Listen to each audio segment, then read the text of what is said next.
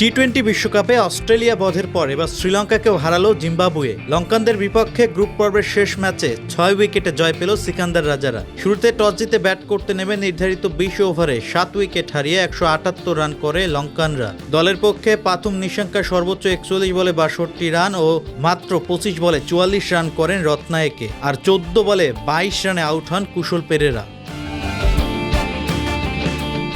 Run তাড়া করতে নেমে 69 রানের ওপেনিং জুটিতেই জয়ের ভিত পেয়ে যায় জিম্বাবুয়ে। 26 বলে 34 রান করেন ওপেনার মারুমানি। পরের উইকেটে নেমে মাত্র 12 বলে 23 রান করেন রায়ান বার্ড। এরপর ওপেনার ব্রায়ান বেনেটকে নিয়ে 40 বলে 69 রানের জুটি করেন দলনেতা সিকান্দার রাজা।